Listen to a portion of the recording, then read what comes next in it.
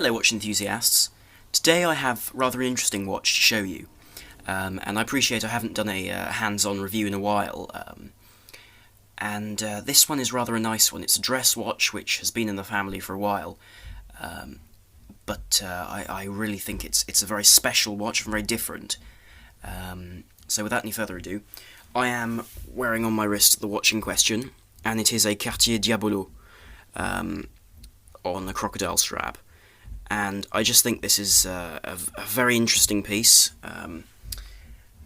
because of its particular design cues, which hark back to the original Cartier watches from 1909, I believe.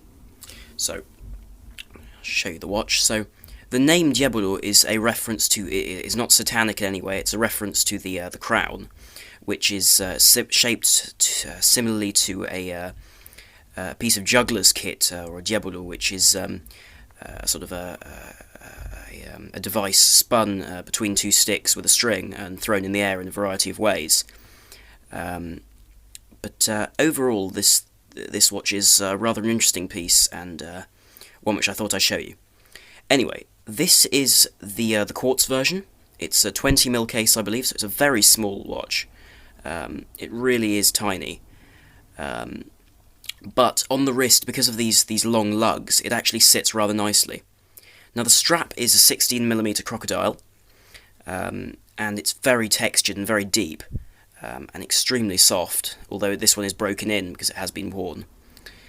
Now, what is nice is that all the hardware, including the deployment, is all 18-karat gold. So as you can see on the back here, that's 18-karat Swiss-made quartz. Cartier, and yes, it is a quartz, because this particular version is a lady's watch, though it's a lady's watch, I personally think it looks fine on the wrist of a man, because it is a cocktail-style watch, so it's not meant to be butch in any way. We see this little blue, I believe it may be a crystal, on the back, on the end of the Diabolo-style crown. The crystal is this extremely domed sapphire, which is inset into the case because of these curved edges, which is just a very, very attractive style. The end of the lugs have this sort of cabochon style decoration, which really complements the crown and the general case shape, sorry.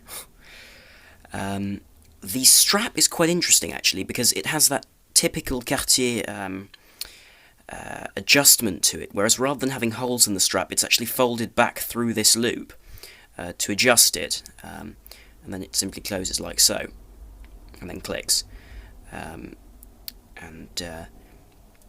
Yes, but it's a very comfortable watch to wear because of its size. I know that there are larger versions available. Notably, there are 30mm ones for men.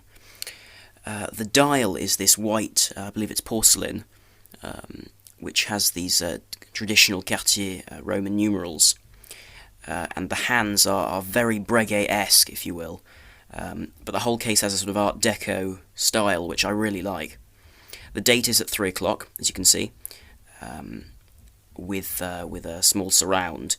But the whole dial is given this 3D effect in the painting. It's very difficult to convey, but you can see it as I run the light over the dial. You can see the printing is very three-dimensional, as are the hands, which I believe are heat blued to retain that colour for long periods of time.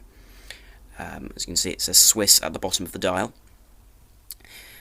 The case back is brushed and is screwed in 6 places. But as I was saying, this watch is very similar to some Cartier models which were released in 1909 in this sort of cocktail-style watch. So it is obviously just a dress watch. It shouldn't be worn for any other activities.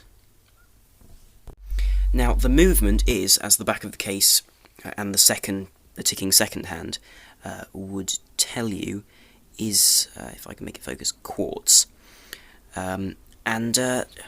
Well, I suppose I have mixed feelings about quartz.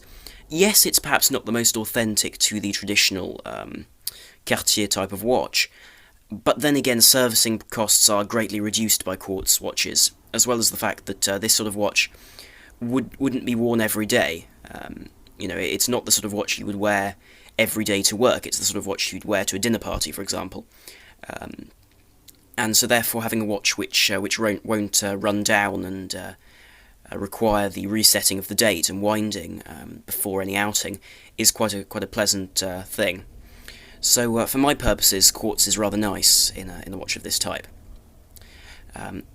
There are also manually wound versions in the larger case sizes, which would be lovely to own, but for the particular purposes of this watch, quartz suits me perfectly well. The whole case is polished, as you can see, and being solid 18 carat, it will slowly develop a sort of patina and a few scratches, but actually I think that just adds to the watch. Now, as I said, the lugs are quite major in the increasing of the size of the watch. As you can see on my wrist, if I just put it on, it does look fairly substantial on the wrist for such a small watch, which is quite pleasant. Now, the lug width is 16 mils, so that's rather narrow. But for the case size of 20 mils, I think any larger would simply have looked ridiculous. Because an 18 mil would have to begin at about here, meaning the lugs would give the whole watch a sort of box shape, which is just what Cartier are avoiding with the very rounded nature of this design. Now, in terms of what this watch could be worn with, in terms of attire, I think that this watch really could only be worn with something such as a suit, or actually, if someone were to want to wear this watch on more casual occasions, they would really have to wear at least a sort of a linen suit or something of that sort, because frankly it has such an old-fashioned air, sort of a late 19th century air, even though this watch is from the 1990s, that it simply wouldn't go with a modern fabric, or even a sort of a dull black fabric. Anyway, do give me your thoughts on a man wearing a lady's watch, even if it is a classic piece of this nature. I personally think that it still looks fine, due to its classical beauty. Anyway, thank you very much for watching. Please do like, share and subscribe, because this channel, even though it's just past its 300 subscriber mark, and I thank you for that, it's really wonderful to have this sort of support. We'll always, the more the channel grows, the better the content I can produce. Anyway, thank you very much for watching. This is Arm on the Watch Guy, over and out.